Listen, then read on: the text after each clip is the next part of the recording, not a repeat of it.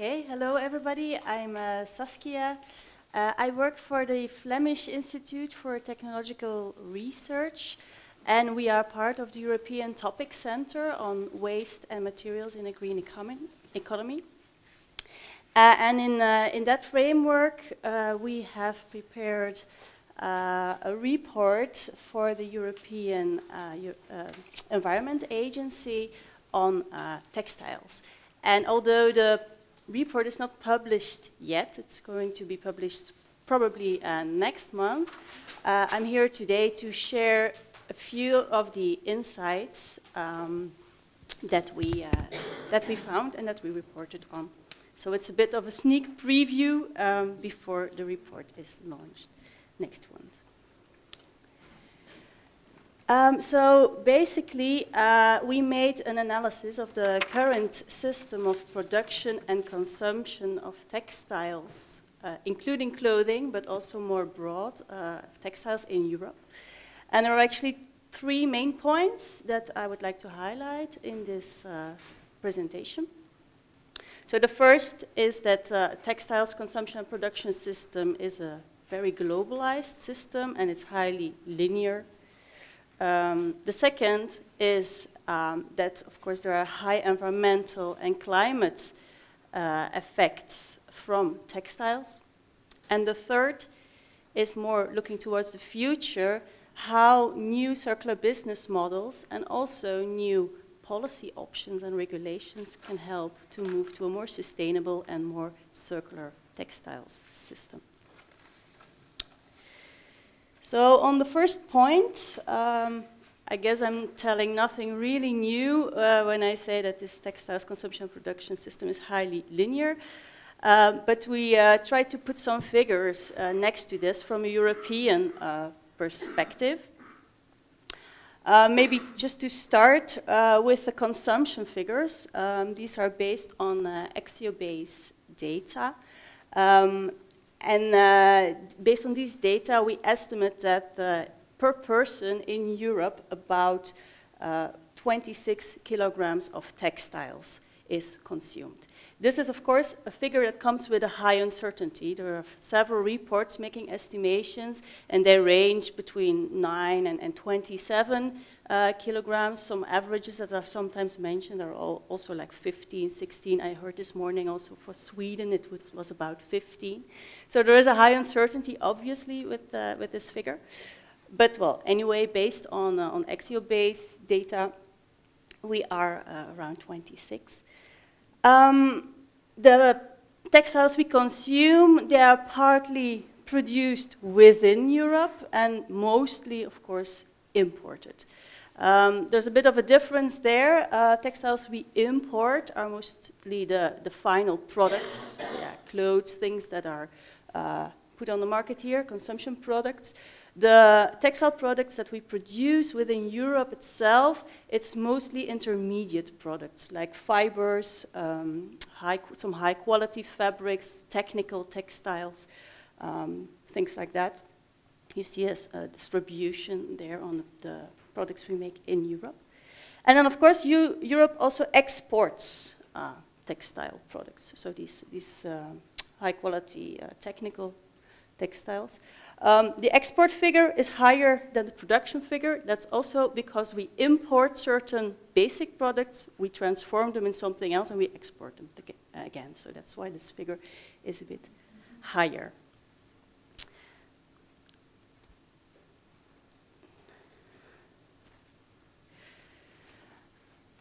Okay, so if we look at the production of textiles within Europe, we see that last year there were about 170,000 companies that were active within the textile and apparel industry in Europe, generating 178 billion euros of turnover and employing 1.7 million people. The companies within the textile system, so not only textile industry, but the whole system that is involved in some way in producing or distributing textiles. It consists mainly of SMEs, small companies, and they're mainly located in Central and Eastern Europe and also in Turkey. Like I said in the previous slide, so we are mostly specialized in these technical textiles, non-wovens, some high-quality garments, design as well, although the production then takes place mainly in Asia. Design still is done in Europe as well.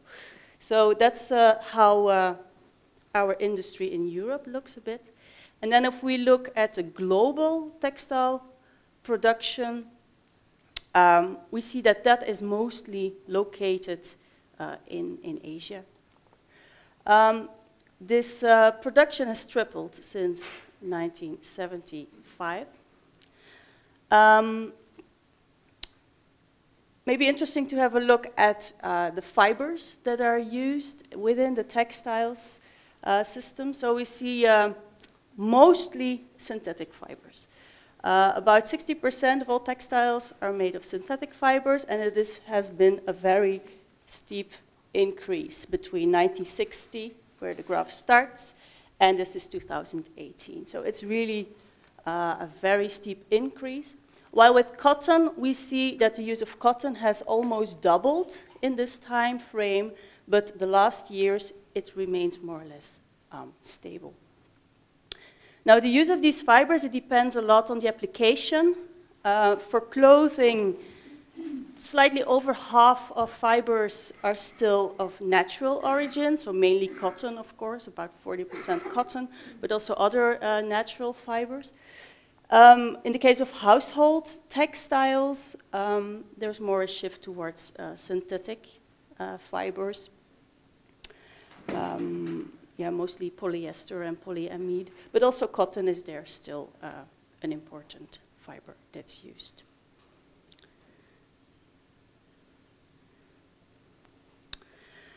If we look at the consumption of textiles within Europe, we see that the yearly expenditure of an average European person is about 870 euros. And this accounts for about 5% of disposable income. So it's not really a big proportion. And this proportion has decreased slightly also in the last decade. Although we spend less on clothes, or at least relative-wise, we spend less on clothes, but still the number of items that we consume has increased by 40% between 1996 and 2012. Of course, this is helped because clothes are getting relatively cheaper. The prices have dropped in the same period. So basically, we spend less on more clothes. And this, of course, has led to a more consumerism mindset that we also use our clothes less on average. So every piece of clothing, it's worn like on average 7 to 8 times only, if you see it in the total of your wardrobe. And we keep each piece between 2 and 5 years. And that lifetime, that lifespan, has decreased enormously in the latest years. So that's, of course, you see here this influence of a shift towards this fast fashion. Clothes are almost considered as something that's disposable, that you just use a few times and then throw away.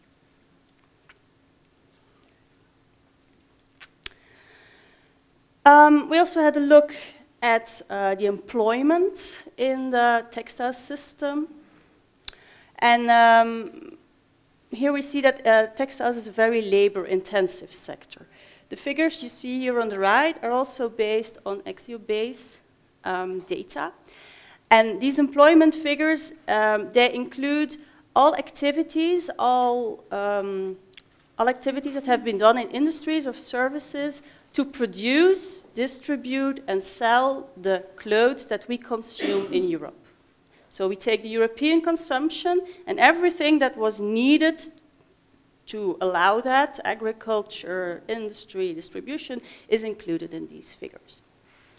So we see actually that the sector of clothing, footwear, and household textiles is the second line, the blue graph.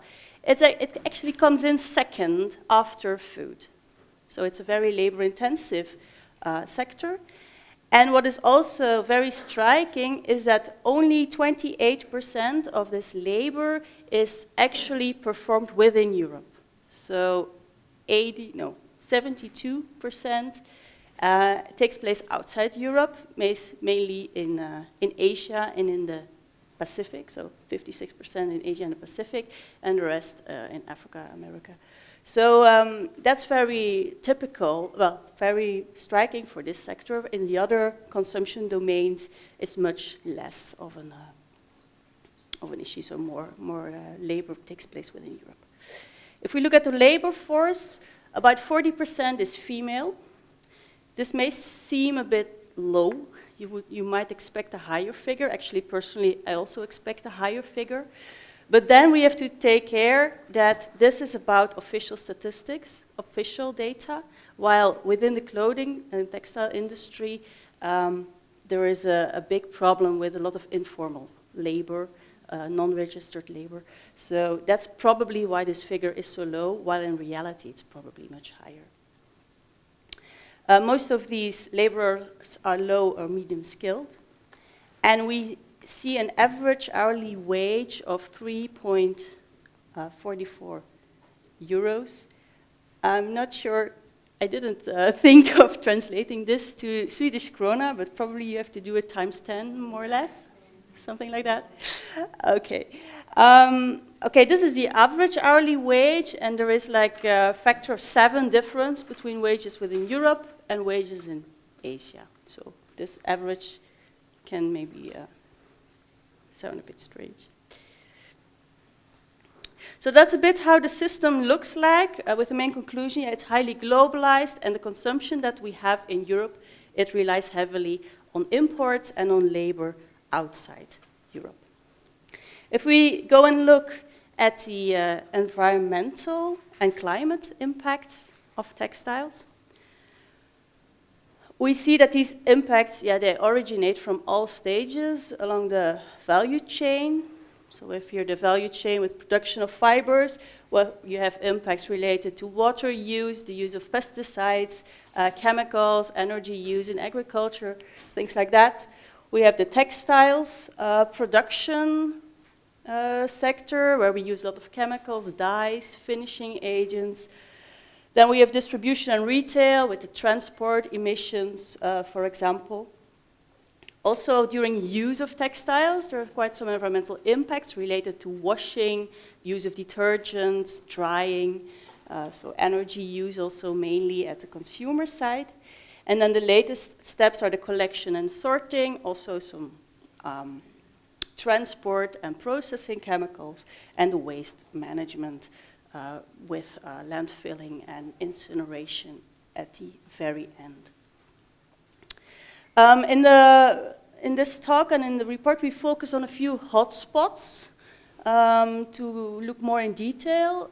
So the carbon emissions, the use of primary resources, the use of water, land use, and then also the chemicals and the microplastics. So just going very briefly through a few of these. So if we have a look at the primary resource use, these consist of all the fossil fuels, biomass, minerals, metals that are used to produce fibers, to make fabrics, and to further on produce the textiles. And we see that for the consumption of the textiles within Europe, so that's still the units that we take here. So to produce all the textiles that are consumed within Europe, we need about almost 700 million tons of primary raw materials. This is over 1 ton of resources per person in Europe. Also here, the same as with the employment, obviously, because most of this industry is located outside Europe.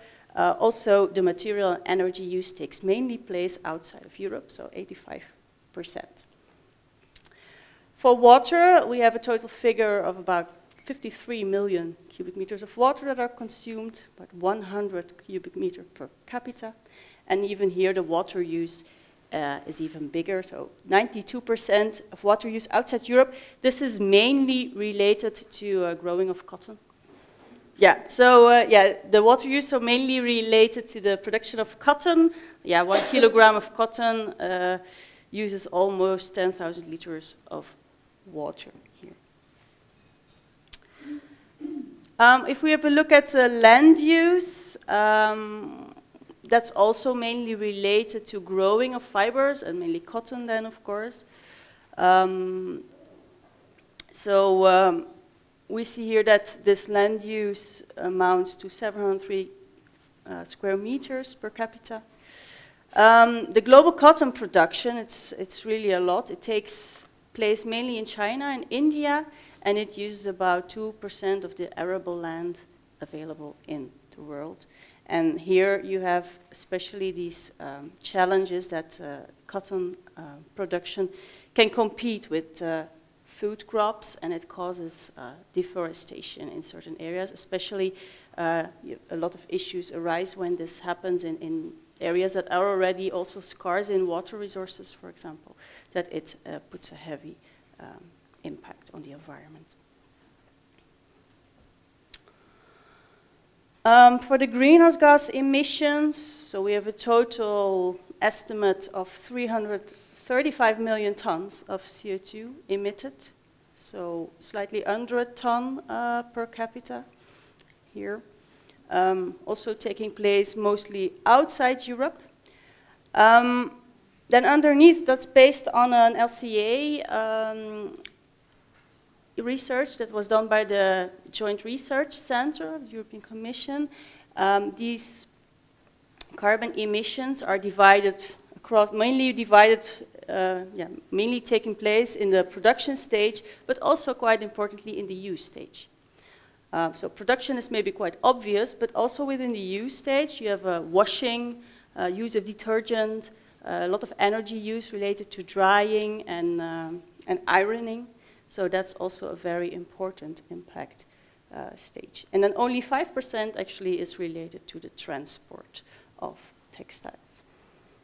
If we calculate this per ton of textiles, we have about 15 to 35 tons of CO2 that's emitted per ton of textile product.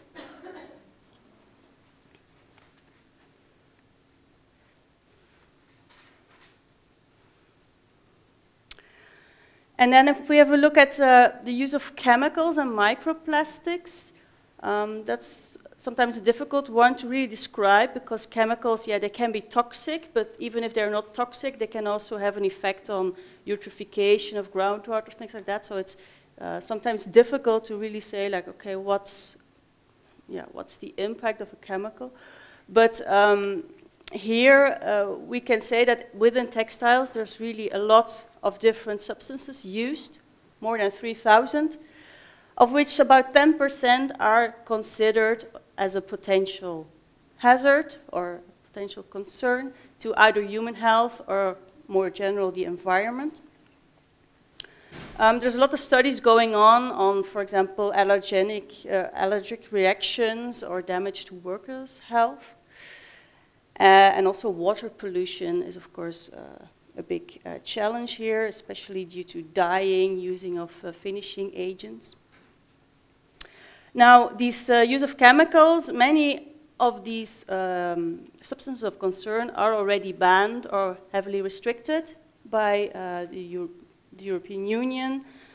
Certain phthalates, certain colors and dyes. But still, yeah, there's still a lot of research going on this, and especially, yes, the latest years, the issue of microplastics is gaining a lot of attention to see, like, okay, where do they actually come from? What is the hazard associated with them, and what can we do to avoid them?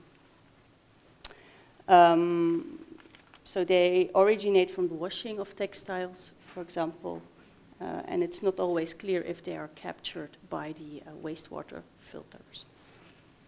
So still a lot of research going on this one.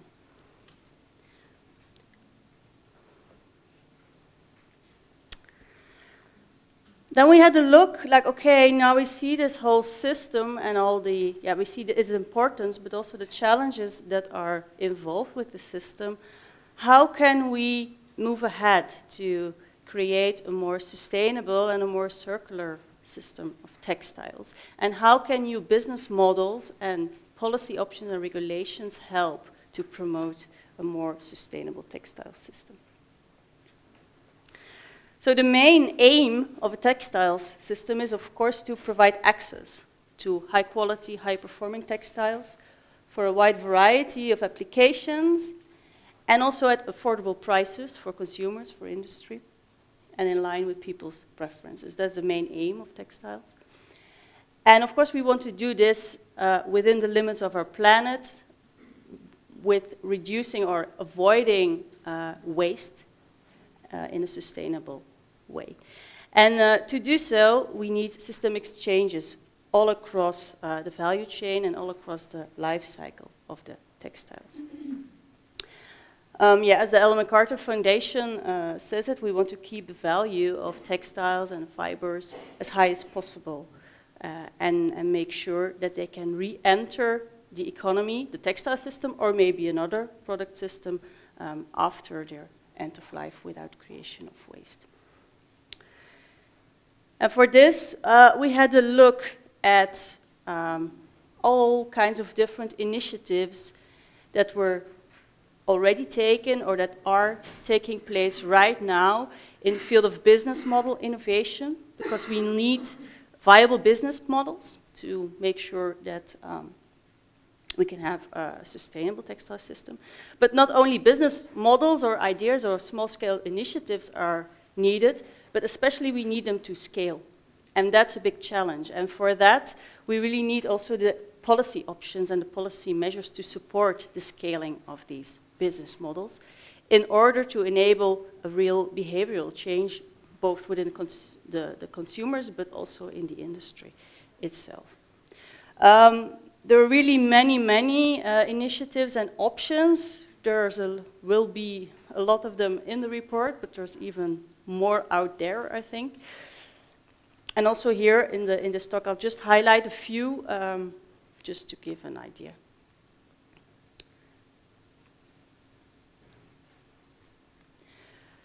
So I think one of the most important stages to look at is the design stage. Because we're mostly focused a lot on waste and what to do with waste and how to reduce waste. But actually everything just starts with the design. There you determine what kind of materials you use and what kind of products will eventually end up in waste. So the choice of materials, the safety and the impact that these materials have already determine a lot of the environmental impact that your product will have. And they also determine the durability of the product, how long you will be able to use it, and also the options you have in the end of life. Will it be recyclable or not? Will you be able to reuse it or not? So everything starts with these design choices that are being made. There's a lot of attention for the concept of safe by design, to have a look at new materials that are safe, the phasing out of substances of concern, the substitution of materials that have a relatively high environmental impact by materials that have a lower impact, for example.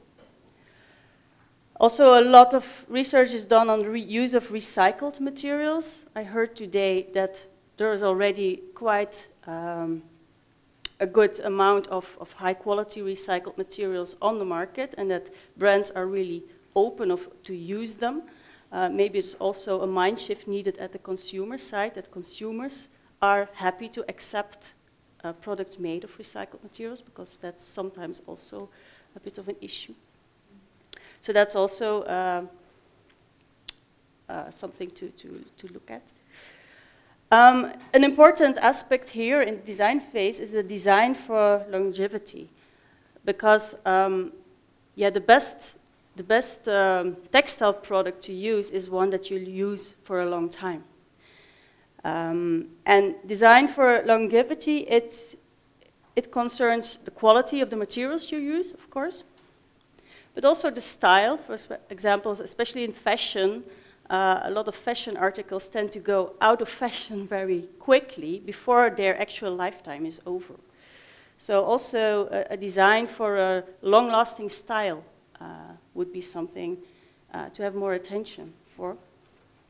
And then also the design for disassembly or for recycling, so that at the end of life, your product can be easily sorted and can be recycled to new fibers.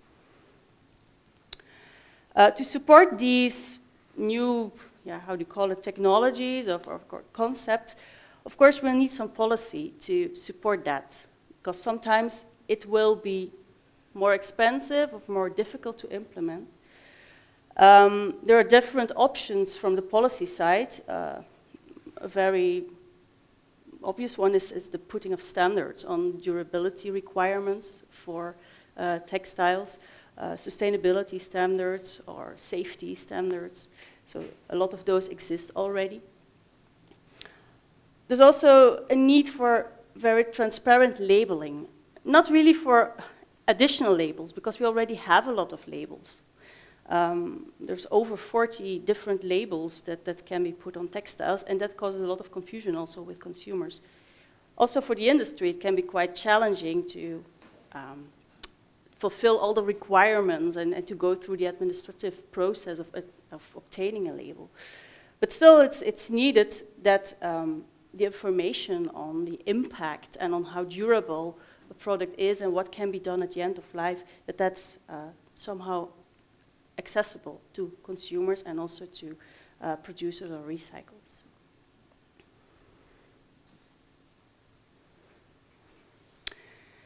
And then in the use phase,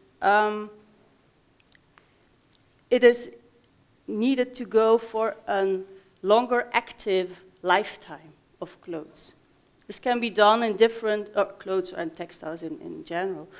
This can be done through increasing the efficiency of use, as we can say, by, for example, shared use, longer use, and reuse. So you have a lot of examples of brands that are starting with renting and leasing systems. You have this in the field of fashion, but you also have it, for example, in carpet tiles that are offered on the market via a leasing system. This has the advantage for the customer that you only pay for the use of the material, and that often with this leasing, maintenance activities, guarantees on performance are included. So it takes away some of the sorrows or some of the work you may have in maintaining the materials. A lot of longer use or reuse are done through platforms. There's a lot of platforms emerging, especially also on the consumer market, that will facilitate the reuse of garments, for example. In this shared use and longer use, the public authorities have also an important role to play, because it requires a mind shift. So people will have to think from owning to sharing. And if you are a public authority, you can have like an exemplar function in this. For example, therefore, green public procurement can be a nice way to experiment with these kind of new models and to make sure that business models on this can also scale. Because, for example, hospitals or public institutions, they typically have high volumes that they need. And that could be a nice lever for scaling certain of those business models. Also, other economic incentives can support this shift to shared systems or reuse systems. For example, through reduced added value tax on reuse activities or repairing activities, or certain taxes or instruments that, for example, encourage the use of recycled materials instead of virgin materials. Now, for companies, the setting up of these shared systems or leasing systems can be quite challenging because they require a lot of investment funding, a lot of upfront financing. And that can be quite challenging. We saw also in one of the previous presentations this valley of death for upscaling.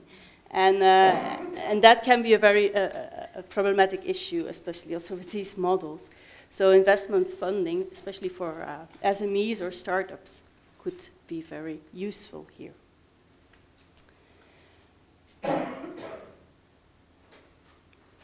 So these are just a few examples of things that are already happening, initiatives that are already happening in experimenting with more circular models and more shared use that eventually can also have an impact on the number and the amount of textiles that are used, and thus also reduce the environmental impact. So what I want to bring forward here as the key takeaways of my talk, I think that everything starts with a conscious design, with the choices that you make on the materials and on the way that your product is put together. It's important to look at material safety, but also at what the options are at the end of life of your product. Then there's a need for business models, and especially to allow them to scale so that they can actually make an impact. And this will require a full system change. And it cannot be done just by the business itself, but it will be needed that policy measures support this transition by promoting sustainable choices over unsustainable choices. It should actually be it should not be the full responsibility of the consumer to always look for the most sustainable choice. It should just be natural that you choose the sustainable instead of the unsustainable. And that is something that policy measures could accomplish. That is just the natural way of working in a sustainable way. To spur behavioral change, also awareness building is needed. And then also this support, so economic and innovation support to promote sustainable production, to promote sustainable consumption. And of course, as a backfall option, also the regulations will be needed to really make sure that things will be done in a sustainable way. Okay, this was my first sneak preview on the work that has been done in the topic center. So what I can give to you is that probably it will be published next month. And then, on the European level, so I'm not talking in the name of the European Environment Agency or the European Commission here, so just make that sure. But I guess based also on the things that Ursula von der Leyen has mentioned, that we probably can expect that something on textiles will be initiated soon also from the European level. So I think that textiles is the new plastics here, and definitely things will be happening on this field. Thank you, Saskia.